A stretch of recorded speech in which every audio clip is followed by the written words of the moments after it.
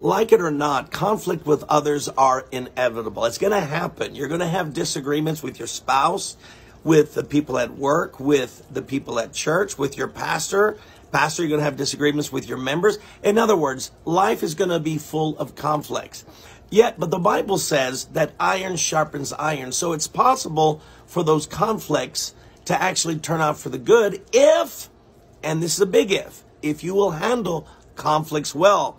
Otherwise, those conflicts can end in valuable relationships. Your marriage can end. You can end up losing friends in the church. You can end up ruining relationships at work that could help you in your career. But you keep burning bridges because you don't handle conflict right.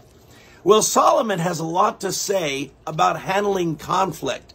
I think one of the most important things he gives in the book of Proverbs is Proverbs 18:19. Listen to this passage. An offended brother is more unyielding than a fortified city, and disputes are like barred gates of a citadel. Now, what is he saying here? In these times of conflict, it's possible for you to become so offended that you put up walls, barriers, so that no one can win you over, so that you become stubborn and you don't want to listen.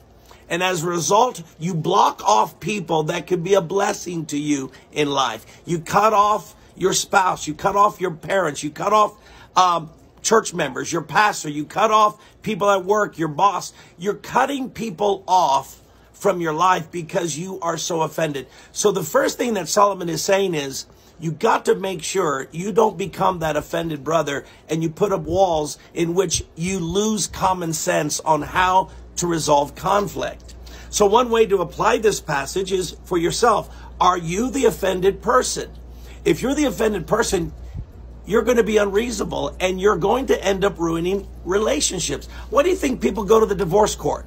They're in the divorce court because someone in that marriage, sometimes two, have become that so offended, there's nothing that their spouse could ever do to make them happy. They are determined it's not going to happen. So if you keep living this way, you're going to go from one marriage to another. You're going to go from one church to another. You're going to leave jobs and leave careers. And instead of being promoted, you're going to be offended and keep jumping around in careers, never prospering. Why? Because whenever conflict arises, you get so offended, you put up these walls, these barriers, and you look at anyone talking to you as a war against you. So Solomon is giving us this wisdom nugget that don't become offended. Secondly, one way to apply this is sometimes you're trying to bring unity to a brother or sister that's offended. What is Solomon saying? You got your work cut out for you. You got an uphill climb because the person who's offended, they're unyielding. So if you want to win them over, it's going to take a lot on your part to do so. In the book of Proverbs, Solomon gives us some things we have to get out of our spirit. I call it poisons that's in your spirit that's going to stop you from resolving and winning in conflict. I think one of the things is you got to get rid of pride, this poison of pride. Proverbs 13:10 says, pride only breeds quarrels. See, and I'm telling you, you got to get rid of pride. Pride is the enemy sin. It's the devil's sin. And if you come into this conflict with a chip on your shoulder, with an ego, I'm telling you, you're not going to be yielding enough to make compromise to fix these relationship problems. You got to get rid of pride. I notice in my church, the people who work in the children's ministry, they give me the least problems of any members of my church. They really do, because they don't have a chip on their shoulder. They think they can minister, that they're humble enough to minister to children.